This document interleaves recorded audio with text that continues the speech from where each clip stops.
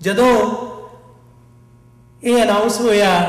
ਸਤਿਕਾਰ ਤੇ ਸਨਮਾਨ, ਉਸ ਵੇਲੇ ਬਹੁਤ ਵਾਰ ਐਸੀ ਗੱਲ ਵੀ ਹੋਈ ਕਿ ਆਲੋਚਨਾ, ਬੜੀ ਤਿੱਖੀ ਆਲੋਚਨਾ ਕਈ ਵਾਰ ਹਕੂਮਤਾਂ ਦੀ ਕੀਤੀ ਜਾਂਦੀ ਹੈ,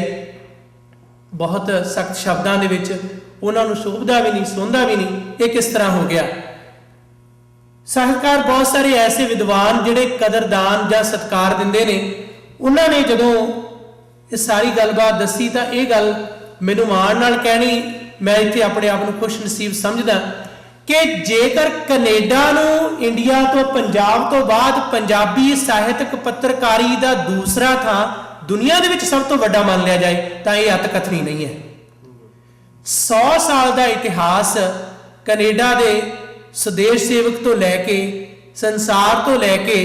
ਹੁਣ ਤੱਕ ਜਿਹੜਾ ਸਫ਼ਰ ਇੰਨਾ ਤੈਅ ਹੋਇਆ, ਉਸ ਦੇ ਵਿੱਚ ਉਤਰਾ ਚੜ੍ਹਾਅ ਆਏ, ਉਸ ਦੇ ਵਿੱਚ ਉੱਤਰੀ ਅਮਰੀਕਾ ਦਾ ਗਦਰ ਲਹਿਰ, ਜਿਸ ਦੇ ਉਸ ਵੇਲੇ 6-7 ਲੱਖ ਪਾਠਕ ਸਨ, ਉਹ ਇੱਕ ਰੌਸ਼ਨ ਮਨਾਰਾ ਬਣਿਆ। ਉਸ ਦੇ ਪਹਿਲੇ ਸੰਪਾਦਕ ਜਿਹੜੇ ਸਨ, ਸਭ ਤੋਂ ਛੋਟੀ ਉਮਰ ਦੇ ਦੁਨੀਆ ਦੇ ਇਤਿਹਾਸ ਦੇ ਵਿੱਚ ਅਸੀਂ ਕਹਿ ਸਕਦੇ ਹਾਂ ਪੱਤਰਕਾਰਤਾ ਦੇ ਖੇਤਰ ਦੇ ਵਿੱਚ 16-17 ਸਾਲ ਦੀ ਉਮਰ ਦੇ ਕਰਤਾਰ ਸਿੰਘ ਸਰਾਭਾ, ਉਹ ਸ਼ਹੀਦ ਹੋਏ ਨੇ। ਕੈਨੇਡਾ ਦਾ ਪਹਿਲਾ ਸੰਪਾਦਕ ਹਰਨਾਮ ਸਿੰਘ ਕਾਰੀਸਾਰੀ, ਉਹ ਪੱਤਰਕਾਰ ਵੀ ਸੀ ਪਰ ਸ਼ਹੀਦ ਹੋਇਆ। ਕੈਨੇਡਾ ਦੇ ਇਤਿਹਾਸ ਦੇ ਸੁਨਹਿਰੀ ਪੰਨੇ 100 ਸਾਲ ਦੀ ਪੱਤਰਕਾਰੀ ਦੇ, ਇਹ ਸਤਿਕਾਰ ਮੇਰੇ ਵਰਗੇ ਕਿਸੇ ਨਾਚੀਜ਼ ਜਾਂ ਤੁੱਛ ਵਿਅਕਤੀ ਨੂੰ ਨਹੀਂ ਮਿਲਿਆ, ਇਹ ਉਹਨਾਂ ਮਹਾਨ ਵਿਅਕਤੀਆਂ ਦੀ ਦੇਣ ਨੂੰ ਮਿਲਿਆ ਜਿਨ੍ਹਾਂ ਨੇ 100 ਸਾਲ ਆਪਣੀ ਜ਼ਿੰਦਗੀ ਉਸ ਕਾਜ ਨੂੰ ਸਮਰਪਿਤ ਕੀਤੀ ਹੈ। ਇਹ ਸਭਾ ਇਸੇ ਮੰਚ ਤੇ ਪਿਛਲੇ ਸਾਲ ਗੱਲ ਜਦੋਂ ਕੀਤੀ ਕਿ ਕੈਨੇਡਾ 'ਚ ਮਰਦਮਸ਼ੁਮਾਰੀ ਪੰਜਾਬੀ ਦੂਜੀ ਭਾਸ਼ਾ ਸਾਡੀ ਇੱਥੇ BC ਦੇ ਵਿੱਚ ਹੈ, ਪਰ ਕੈਨੇਡਾ 'ਚ ਮਰਦਮਸ਼ੁਮਾਰੀ 'ਚ ਪੰਜਾਬੀ ਦੀ ਗੱਲਬਾਤ ਚੱਲੇ ਤਾਂ ਉਸ ਵੇਲੇ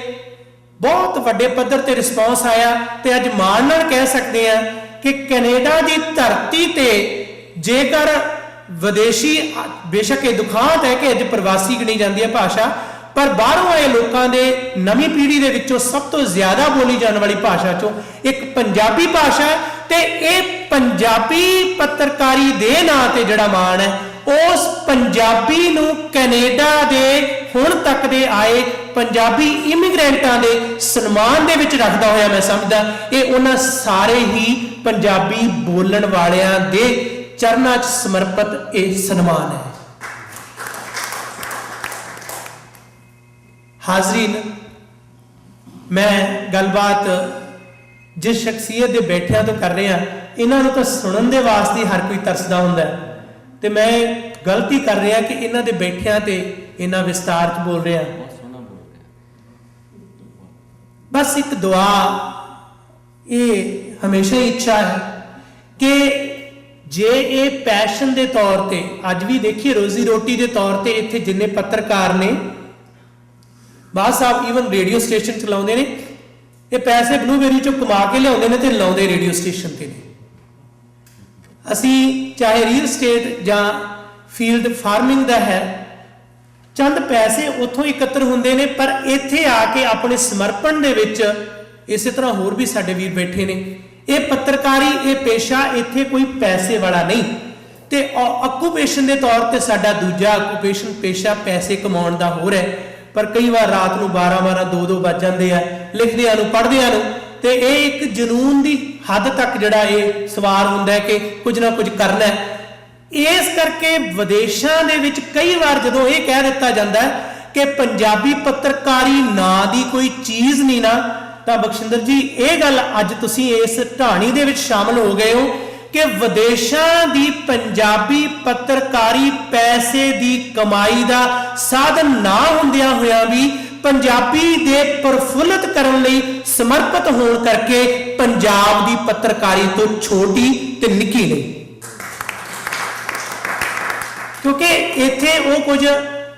ਨਹੀਂ ਹਾਸਲ ਹੋਣਾ। ਤੇ ਇੱਥੇ ਐਸੀ ਵੀ ਗੱਲ ਨਹੀਂ ਕਿ ਖਬਰਾਂ ਦੇ ਵਾਸਤੇ ਇਹ ਅਫਸੋਸ ਹੈ ਕਿ ਇਹ ਜਿਹੜੀ ਪੀਲੀ ਪੱਤਰਕਾਰੀ ਜਾਂ ਇਹੋ ਜਿਹਾ ਸਿਲਸਿਲਾ ਚੱਲਦਾ, ਪਰ ਇੱਥੇ ਬਹੁਤ ਹੱਦ ਤੱਕ ਇਹ ਸਾਰਾ ਕੁਝ ਜਿਹੜਾ ਬਚਿਆ ਤਾਂ ਹੋਇਆ जिस तरह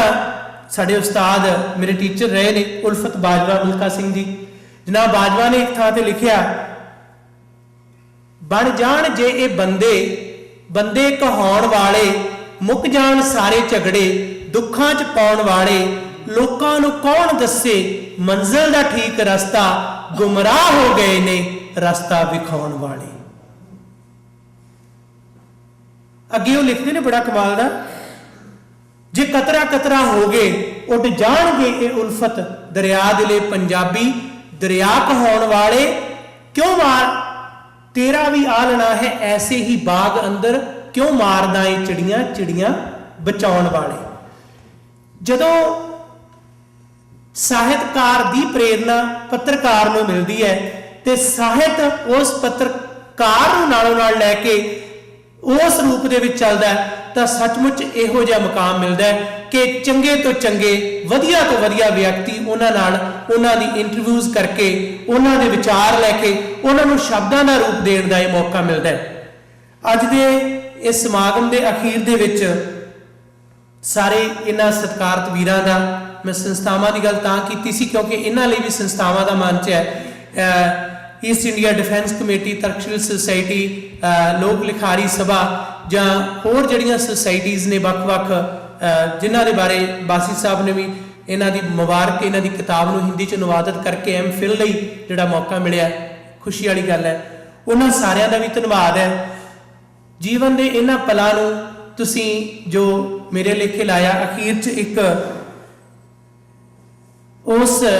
जीवन के संकल्प नूं पेश करदा होया कि कई बार इउं हुंदा है कि तुहाडी कही हुई गल किसी नूं ठीक नहीं लगती, पर इस सोच नाल कि तुहाडी गल किसी नूं चंगी ना लगे, गल ना कहना भी गुस्ताखी ते गुनाह है। रसूल हमजा तो मेरा दागिस्तान च लिखदा है कि सियाणे व्यक्ति के हाथ दे विच जहर भी किसी काम आ सकती है, पर मूर्ख इंसान के हाथ विच शहद भी जहर का रूप अख्तियार कर लैंदा है। ते मैं समझदा